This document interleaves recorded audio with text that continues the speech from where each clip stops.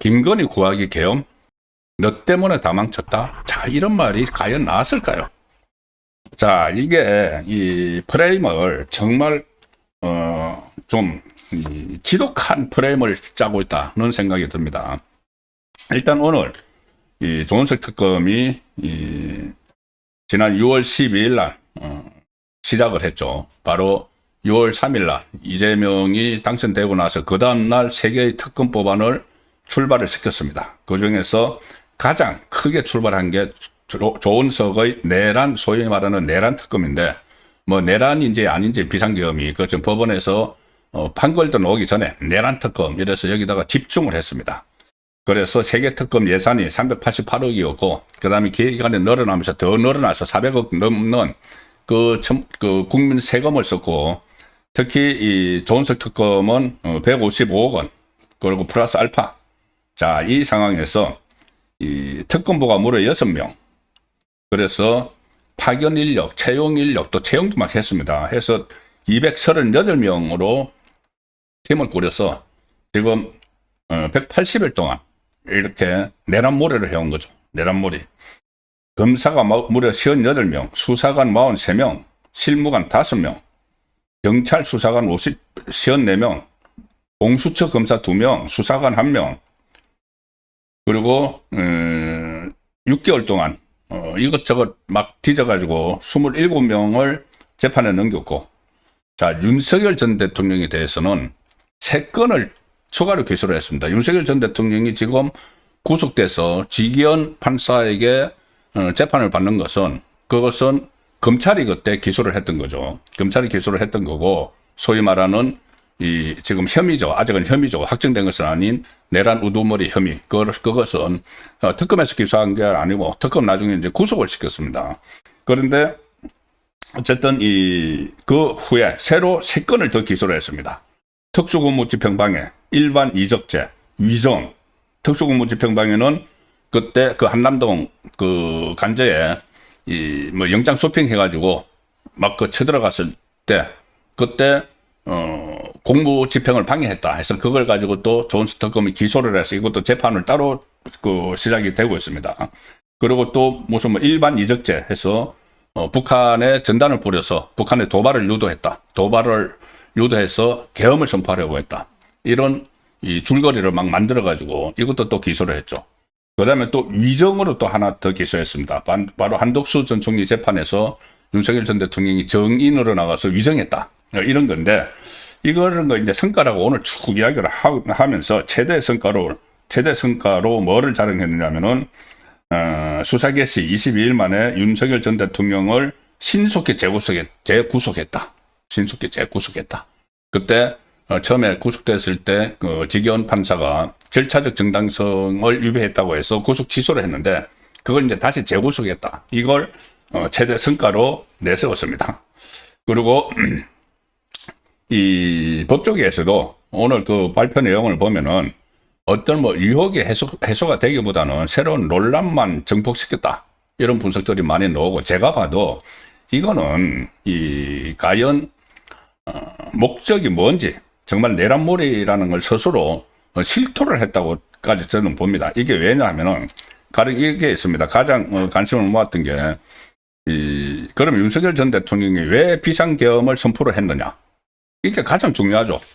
왜 선포를 했느냐? 지금 윤석열 전 대통령은 계속 그때 당시 이재명이 이끄는 민주당이 예산 폭거를 하고 또 무차별 탄핵을 하고 국정을 마비시킬 정도여서 이것을 경고하는 의미로 했다. 그러니 상당히 계엄이 보면 허술하죠.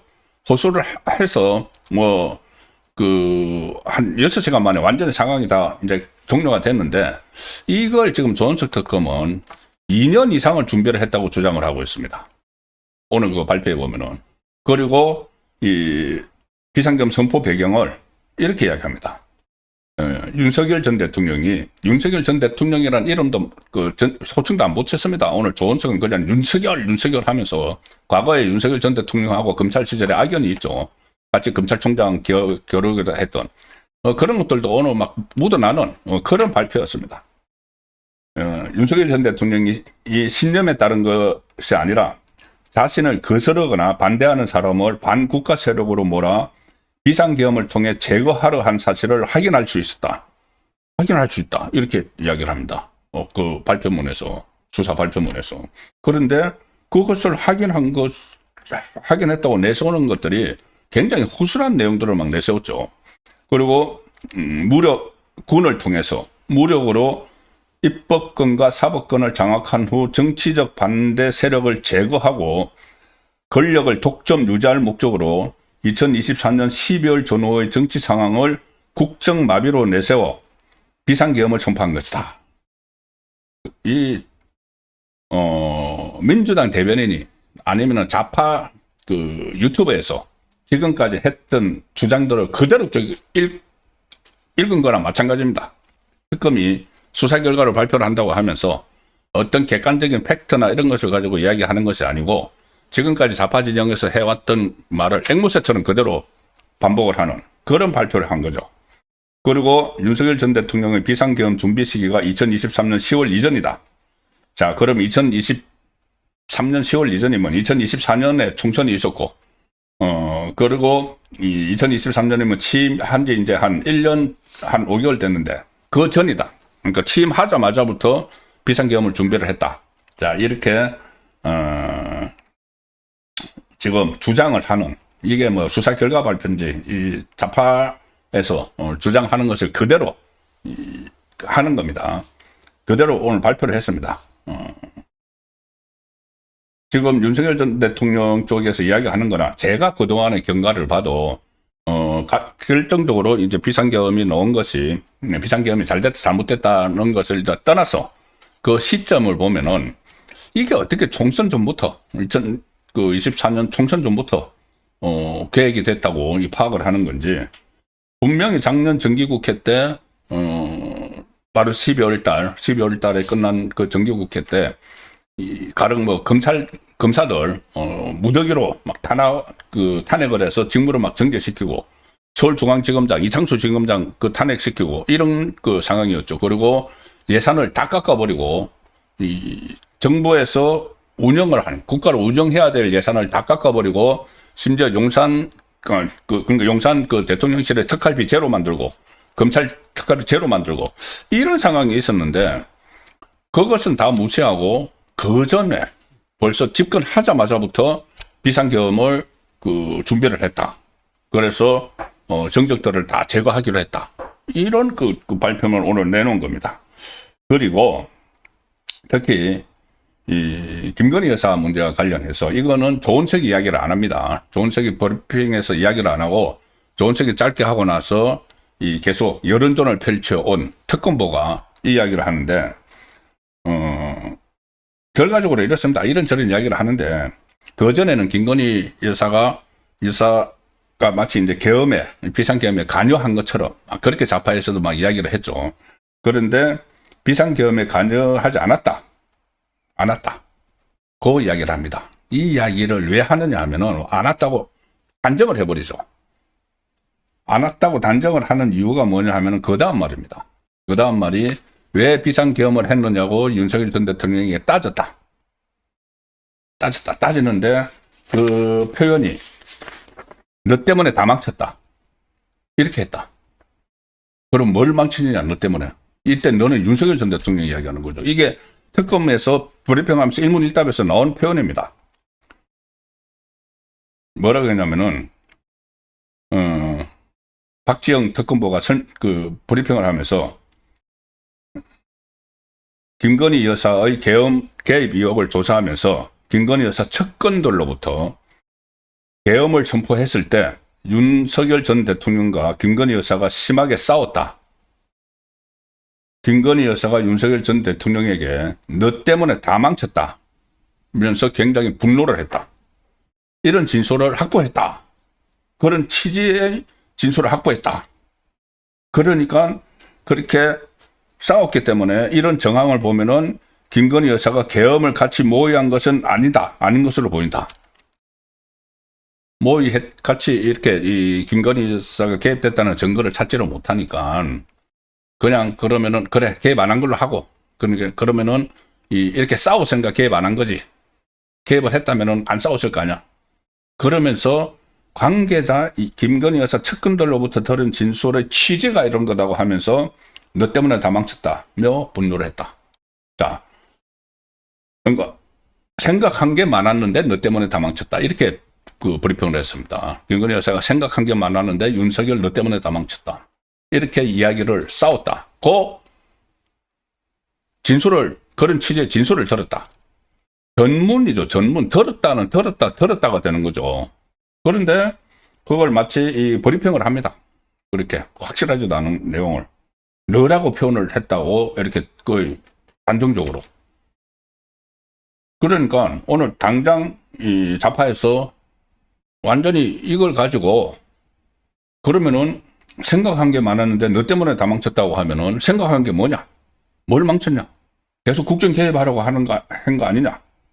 이렇게 또 프레임을 설치를 해놓고 이 조은석 특검은 일단 지금 빠져나가는 그런 상황을 만들어 놨습니다. 그리고 그 전에 조은석이 그 이야기를 했던 거, 조은석 특검 쪽에서 이야기했던 거, 계엄을 한 이유는 김건희 여사의 사법 리스크를 방어하기 위해서 계엄을 했다. 부인을 위해서 뭐 군을 동원했다. 이런 말까지 막 주변에서 막 나왔죠.